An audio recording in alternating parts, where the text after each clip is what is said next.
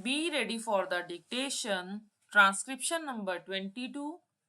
Start. Coming to the internal affairs of the country, Madam Deputy Chairman, the policies of the Government of India for the last 15 years have been so manipulated that the rich people are becoming richer and the poorer sections of the people are becoming still poorer.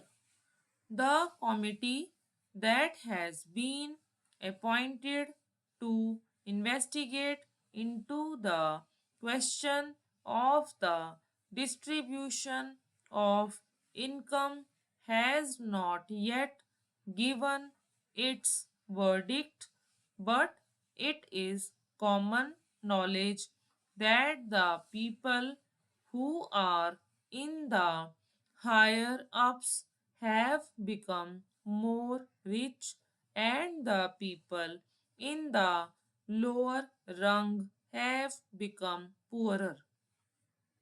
The prices of essential commodities that the peasants and the workers use have gone up so high that they are not within the reach of the mass of the people of the country.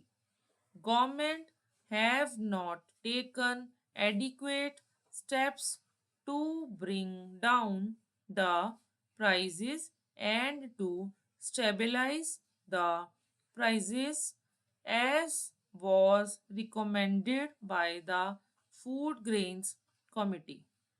We are now in the third plan. While the plans are progressing, the number of the unemployed in the country is increasing. This is a very anomalous position.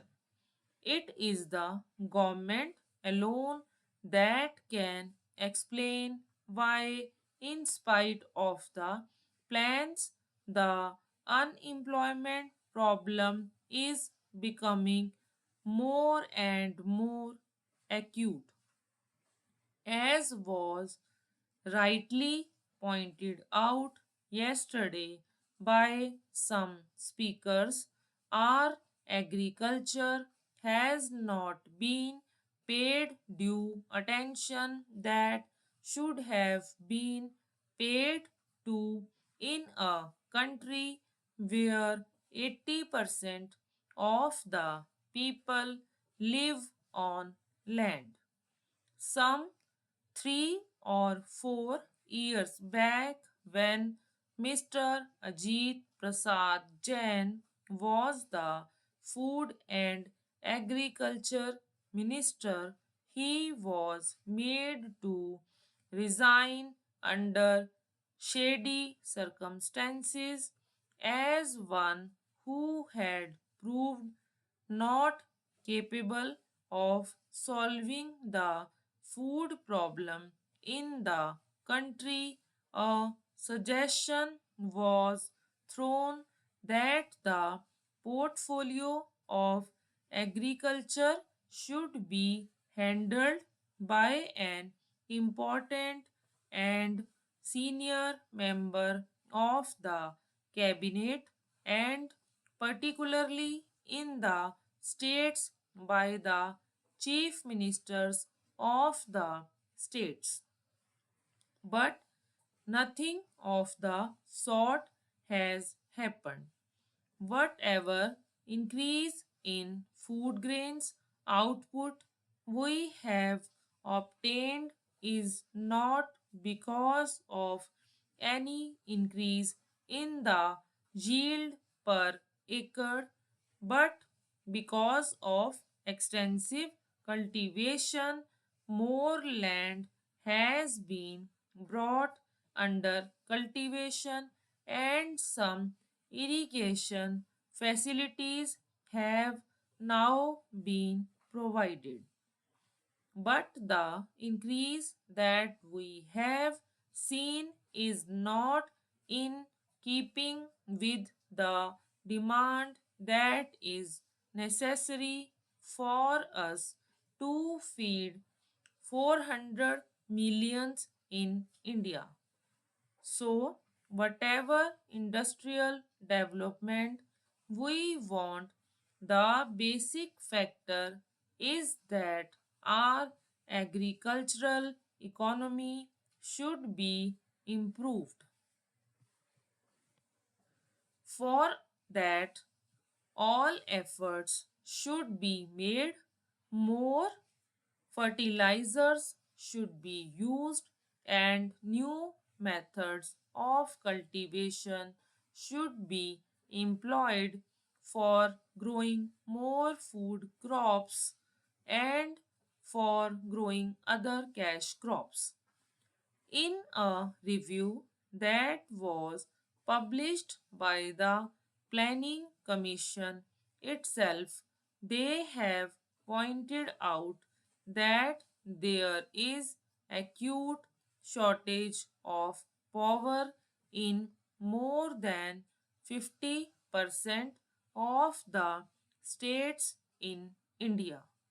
We have accepted a planned economy. We have completed two plans and we are now in the third plan. I do not know why the Planning Commission or the planners concerned did not foresee this shortage of power in most of the states in India and why they did not plan generation of more power so that people will not accuse the state governments or the planning commission that they did not work out the plans properly in order to have more industries and to have more food grains produced through lift irrigation. In most of the states in Andhra, in West Bengal, in Bihar, in Karnataka, there is power shortage.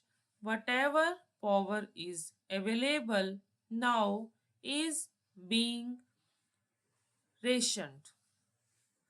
There are thousands of units of small scale industries which are not working for want of power, and there are thousands of lift irrigation pumps which are denied power supply for purpose of irrigating their lands, and wherever power is supplied, it is supplied during nights, which is not very convenient to make use of the power and use the power for agricultural purposes.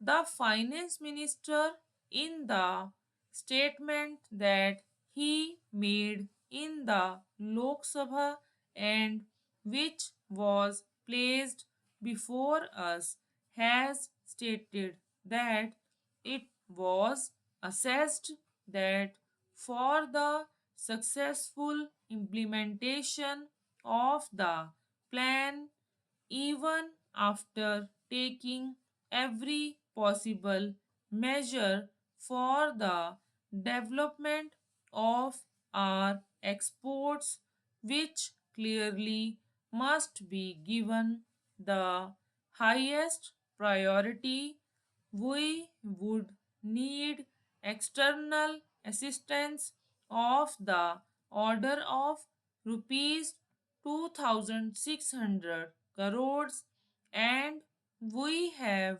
however, been less successful in obtaining and utilizing the external assistance required for financing the imports necessary for our developing economy.